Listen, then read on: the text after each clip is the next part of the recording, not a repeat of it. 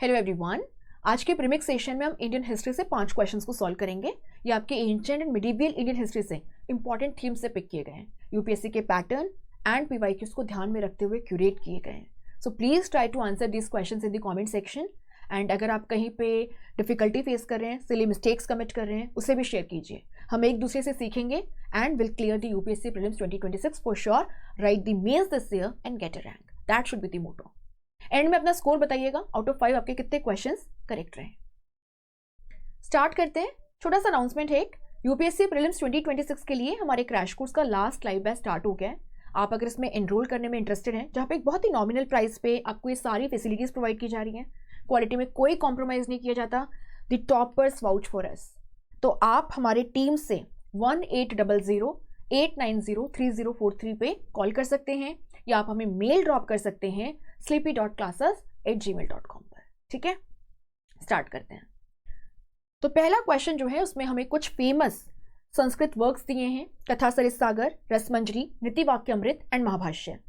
सामने कुछ ऑथर्स लिखे हैं, बिल्हन, भानुदत्त, सोमदेव सूरी, पतंजलि। हमें बताना है दिए गए पेयर्स में से कौन सा पेयर करेक्टली मैच्ड नहीं है। नाउ क्वेश्चन को बहुत अच्छे से पढ़ना है। जनरली हमारी डिफॉल्ट सेटिंग होती है करेक्ट पूछा है ऐसा पढ़ना, लेकिन आप देखेंगे कई बार नॉट करेक्ट लिखा होता है, इनकरेक्ट पूछा होता है ना, या डज नॉट इंक्लूड, इस तरीके से। और यहां पर तो हमने इसको कैपिटल में मेंशन किया है, बट एग्जाम में ऐसा नहीं होता कई बार। तो क्वेश्चन को बहुत अच्छे से पढ़िए। सेकेंड, नाउ यहां पर अगर हम देखें तो पतंजलि बहुत फेमस है। आप देखेंगे पतंजलि जो हैं ये जुड़े हुए हैं शुंग डायनेस्टी के फाउंडर पुष्यमित्र शुंग से, उनके कॉन्टेम्प्ररी हैं, उनके पीरियड को बिलोंग करते हैं। दूसरा आप देखेंगे पतंजलि के जो फेमस वर्क्स हैं उनमें एक है Mahabhashya, which is basically a commentary on Panini's Sanskrit grammar book Ashtadhyayi. Panini 500 से 600 BCE के बीच में हुए हैं, है ना, महाजनपदा पीरियड के दौरान। दूसरा आप देखेंगे कि पतंजलि जो है पुष्यमित्र शुंग के कॉन्टेम्प्ररी हैं, यानी कि पोस्ट मौर्य पीरियड से। एक और इनका जो फेमस वर्क है पतंजलि का वो है योग Sutra. Yoga Sutra is basically the foundational text of the Yoga philosophy of Indian schools of philosophy. Now अगर हम बात करें सोमदेव सूरी एंड नीतिवाक्यामृत, तो आप देखेंगे ये पेयर भी बिल्कुल सही है। यूपीएससी के प्रीवियस ईयर के क्वेश्चंस को अगर आप सॉल्व करेंगे तो आपको ये ऑप्शन देखने के लिए मिलेगा बहुत सारे क्वेश्चंस में। So Nitivakyamrita is basically a book on policy making and statecraft, and इसका क्रेडिट दिया जाता है 11th सेंचुरी से सोमदेव सूरी को। संस्कृत वर्क है। और आप देखेंगे नीतिवाक्यामृत की कंपैरिजन की जाती है कौटिल्य या चाणक्य के अर्थशास्त्र से, again a book on state craft, या फिर कामंडक के नीतिसार से। रसमंजरी की अगर हम बात करें, आप देखेंगे रस इज बेसिकली एस्थेटिक्स। तो यहाँ पे जो एस्थेटिक्स हैं, मूड्स हैं, फीलिंग्स हैं, उनको एक्सप्रेस किया गया है। और आप देखेंगे इसके ऑथर बिल्कुल भानुदत्त हैं। अगर हम बात करें कथा सरित सागर की, तो आप देखेंगे इसके ऑथर जो हैं वे हैं सोमदेव, है ना, एन ओशन ऑफ स्टोरीज। बिल्हन जो हैं ये भी 11th सेंचुरी में कश्मीर में हुए, और ये जुड़े हुए हैं दो बहुत ही फेमस वर्क्स, विक्रमादित्य चरित संस्कृत में है, एंड जो वेस्टर्न चालुक्यस है ना, या चालुक्यस ऑफ कल्याणी है, उनके जो रूलर हैं विक्रमादित्य 6th, उनकी बायोग्राफी है। इसके अलावा बिल्हन जो हैं वे जुड़े हुए हैं चौर पंचशिका से। और आप देखेंगे चौर पंचशिका और the 50 versus of the thief, ये जो संस्कृत वर्क है ये अर्ली मिडिवियल पीरियड में पेंटिंग का एक बहुत ही कॉमन थीम है। और यहाँ पे एक गरीब ब्राह्मण जिसको प्रिंसेस से प्यार हो जाता है, वो क्या क्या एक्सक्यूजेस देता है, सो उसके बारे में सारा डिस्क्रिप्शन है। बेसिकली लव थीम है, तो ये आपको यहाँ ध्यान रखना है। यानी कि पेयर 1 जो है वो सही मैच नहीं है, और यही हमारा आंसर है। This is incorrect. Next question की तरफ चलते हैं। इस पर्टिकुलर क्वेश्चन की अगर हम बात करें तो यहां पर हमको बुद्धिज्म से जुड़े हुए कुछ टर्म्स दिए हैं और सामने उनकी मीनिंग दी है। हमें बताना है कि दिए गए पेयर्स में से कितने पेयर्स करेक्टली मैच्ड हैं। How many? अनिक है ना, Anicca, does it mean impermanence? The answer is yes, correct है। सो हम यहां पर क्या देखते हैं कि बुद्धिज्म में अनित्य, जो बेसिकली संस्कृत वर्ड अनित्य से आया है, impermanence, the temporary nature of things, क्योंकि बुद्ध क्या कहते हैं, the world is in a constant flux, nothing last forever in the same form, everything is changing constantly. So Anicca जो अनित्य से आया है, इट मीन्स इम्परमानेंस। बुद्धिज्म में कहा जाता है कि अगर आपको यह समझ में आ गया कि everything is temporary, impermanent, nothing lasts forever in the same form, the world is in a constant flux, तो आप अपने सेंसेस को कॉन्कर कर लेंगे, अपने डिजायर्स को कंट्रोल कर लेंगे, एंड इस तरीके से आप निर्वाणा, एनलाइटनमेंट जो है वो अचीव कर लेंगे। सो निर्वाणा या एनलाइटनमेंट का मतलब क्या है, कंट्रोल ओवर डिजायर्स। यहां क्या लिखा है, the ultimate state of liberation from suffering and the cycle of rebirth और द सांसारिक चक्र। Now this is basically parinirvana, है ना। सो परिनिर्वाणा का मतलब क्या है, freedom from the cycle of birth and death और द सांसारिक चक्र, the ultimate state of liberation, no further rebirth. तो आप यहां देख सकते हैं पेयर 3 जो है वो इनकरेक्ट है, पेयर 1 सही है। नाउ इसके अलावा कहा जाता है कि जब आप निर्वाणा अचीव कर लेते हैं तो आप अरहत हो जाते हैं, perfect being. You have conquered your senses. You have understood the reality of existence. You have understood the impermanent nature of things, है ना, the temporary nature of things. And original Buddhism में, जिसको हम थेरवाद के नाम से जानते हैं, या फिर हम आगे चल के इसको हिनयाना भी कहते हैं, वहां पर यही एम होता था, अरहतहुड का स्टेटस अचीव करना। तो ये भी करेक्ट है। ना अगर हम सेकेंड को देखें, Patimokkha. So Patimokkha is basically a Pali word, it means Pratimoksha, जो प्रतिमोक्ष, जो आपको मोक्ष की तरफ लेकर के जाए। द रूल्स ऑफ संघ, बिल्कुल सही है। सो प्रतिमोक्ष, प्रतिमोक्ष, रूल्स ऑफ संघ। तो यहाँ पे जो मोनेस्टिक कोड ऑफ कंडक्ट है उसकी बात हो रही है। अगर आप इन रूल्स रेगुलेशंस को फॉलो करते हैं, धीरे धीरे आप अपने सेंसेस को कॉन्कर करेंगे, अपने डिजायर्स को कॉन्कर करेंगे, आप अरहत हो जाएंगे, एंड इस तरीके से आप परिनिर्वाणा की आपकी जो जर्नी है उसकी तरफ मूव करेंगे। तो हम कह सकते हैं pair 1 is correct, pair 2 is correct, pair 4 is correct, but pair 3 is false, यानी कि only 3 are correct. C is the correct answer for this particular question.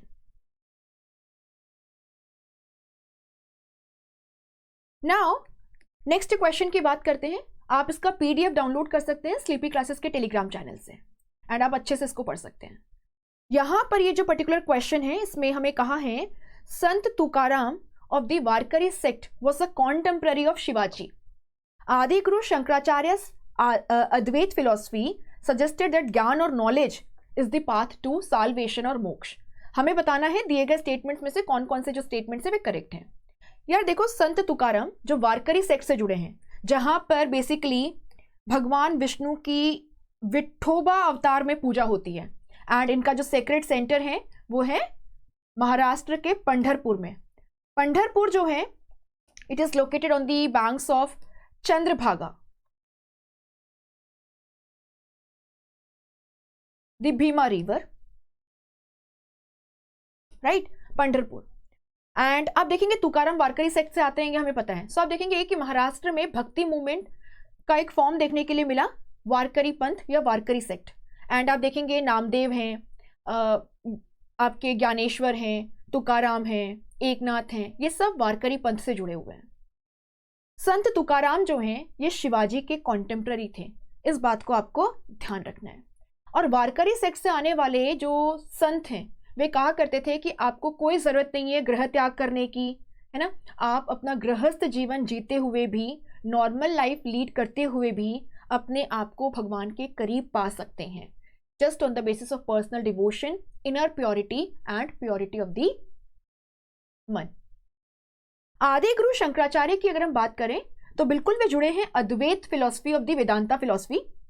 Advaita is basically monism और नॉन ड्यूअलिज्म। यहां पर क्या कहा गया है, Brahma the creator is the ultimate reality, everything else is just an illusion, is just maya. जिस दिन आपको यह समझ आ जाएगा, इसका ज्ञान हो जाएगा, आप मोक्ष या साल्वेशन प्राप्त कर लेंगे। तो यस, आप देखेंगे कि अद्वैत फिलॉसफी जो है वेदांता फिलॉसफी में, उसमें ज्ञान मार्ग या knowledge is regarded as the path to salvation और मोक्ष, एंड ये आदिगुरु शंकराचार्य से जुड़ी है, यानी कि इस पर्टिकुलर स्टेटमेंट के सभी पार्ट्स जो हैं वे करेक्ट हैं। हम कह सकते हैं the correct answer for this particular question is both 1 and 2। तो जब भी आप भक्ति मूवमेंट कवर करें, प्लीज मेक श्योर कि आप, या सूफिज्म कवर करें, मेक श्योर कि आप जो इंपॉर्टेंट पर्सनैलिटीज हैं उस समय, रूलर्स हैं, उनको थोड़ा ध्यान रखें। इस टाइप के क्वेश्चन देखने के लिए मिलते हैं, कौन किसका कंटेम्प्रेरी है या कौन किससे इन्फ्लुएंस्ड था।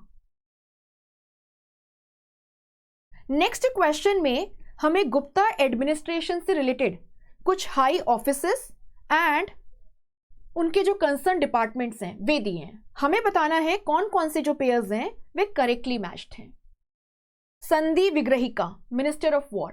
देखो संधि मीन्स क्या होता है? पीस। विग्रह मीन्स क्या होता है? वॉर, यानी minister of peace and war. Gupta period में जो मिनिस्टर फॉरेन अफेयर्स से डील करता था, जो डिफेंस मिनिस्टर हुआ करता था, उसे कहा जाता था Sandhi Vigrahika. So this is correct. Mahadanda Nayaka, chief justice हुआ करते थे, ये भी बिल्कुल सही है। Mahabaladhikrita, commander in chief of the army, ये भी सही है। Uparika, head of the district administration. Now this is false. UPSC ने हाल ही में प्रीलिम्स 2025 में ऐसा ही एक क्वेश्चन पूछा था मौर्य एडमिनिस्ट्रेशन से। आपको ध्यान रखना है उपारिका जो हैं वे गुप्ता एडमिनिस्ट्रेशन में भुक्ति जो प्रोविंस है उसके हेड हुआ करते थे, न कि डिस्ट्रिक्ट के। डिस्ट्रिक्ट के लिए टर्म यूज होता था विषय, और इसका जो इंचार्ज होता था उसे कहा जाता था Vishayapati. So please read the question carefully, जल्दबाजी में गलत मत कीजिएगा। तो हम यहां देख सकते हैं 1, 2 and 3 are correct, that is A is the correct answer for this particular question. Next question Chaitanya Mahaprabhu के रिस्पेक्ट में है। 2 स्टेटमेंट्स दिए हैं, हमें बताना है दिए गए स्टेटमेंट्स में से कौन कौन से जो स्टेटमेंट्स हैं विच इज और आर करेक्ट। पहले में लिखा है his teachings were primarily based on the philosophy of Vishishta Advaita. दूसरे में लिखा है Shikshashtakam serves as the foundation for Gaudiya Vaishnavism's beliefs and philosophy. Now Chaitanya Mahaprabhu की अगर हम बात करें तो आप देखेंगे कि ये बंगाल में 15-16 सेंचुरी में वैष्णवाइट सेंट हुए, जिनके द्वारा राधा कृष्ण कल्ट को काफी ज्यादा पॉपुलराइज किया गया। राधा कृष्ण कल्ट को पॉपुलराइज किया गया एंड यहीं से आप देखेंगे गौड़िया वैष्णविज्म, यानी कि the form of Vaishnavism which was popular in Gaur और बंगाल, इसके फाउंडेशन को रखा गया। चैतन्य महाप्रभु के द्वारा संस्कृत में शिक्षा अष्टकम एक 8 लाइन कंपोजिशन जो है उसको कंपोज किया गया and yes it serves as the foundation for Gaudiya Vaishnavism beliefs and philosophy. In fact आप देखेंगे गौड़िया वैष्णविज्म से ही आपका जो इस्कॉन मूवमेंट है वो इंस्पायर्ड है। चैतन्य महाप्रभु जो है इन्होंने संकीर्तन को काफी पॉपुलर किया एंड आप देखेंगे इनकी जो फिलॉसफी है वो है अचिंत्य भेद अभेद। ना इसका मतलब क्या हुआ? अचिंत्य इज इनकॉम्प्रिहेंसिबल, इनकॉम्प्रिहेंसिबल, भेद इज डिफरेंस, अभेद इज नॉन डिफरेंस। तो वो क्या कह रहे हैं? वे कह रहे हैं कि जो आत्मा, जो नॉर्मल बीइंग्स हैं एंड जो परमात्मा ब्रह्मा है, उनमें डिफरेंस भी है और डिफरेंस नहीं भी है and this is beyond our understanding. Analogy के तौर पे ये समझिए सन है एंड सन रेज, क्या आप इनको एक दूसरे से अलग कर सकते हैं? नहीं कर सकते।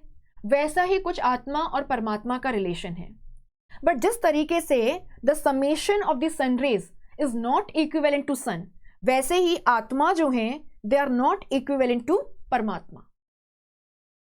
तो डिफरेंस है भी एंड नहीं भी है और इसको समझना बहुत मुश्किल है। सन एंड सनरेज की एनालॉजी या फिर आपका ओशियन एंड वेव्स की एनालॉजी, उससे इसको समझाया जाता है। जहां तक बात है विशिष्ट अद्वैत की, तो विशिष्ट अद्वैत या क्वालिफाइड मोनिज्म ये जुड़ा हुआ है रामानुज आचार्य से। रामानुज आचार्य जो हैं इन्होंने कहा कि bhakti is the path to salvation और आप देखेंगे कि ये कृष्ण भक्ति से जुड़े हुए हैं। तो इस तरीके से हम यहाँ पर कह सकते हैं the statement 1 is false, the second is true and the correct answer for this particular question is B, that is 2 only. तो आज का सेशन यहीं पे खत्म होता है।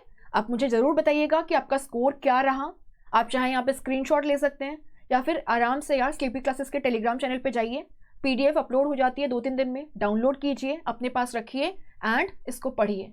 तो जो भी यहाँ पे डिस्क्रिप्शन है, सोल्यूशन है, उसको पढ़ने से आपको बहुत सारे पॉइंटर्स जो हैं वे देखने के लिए मिलेंगे, जानने के लिए मिलेंगे। Thank you so much and all the very best.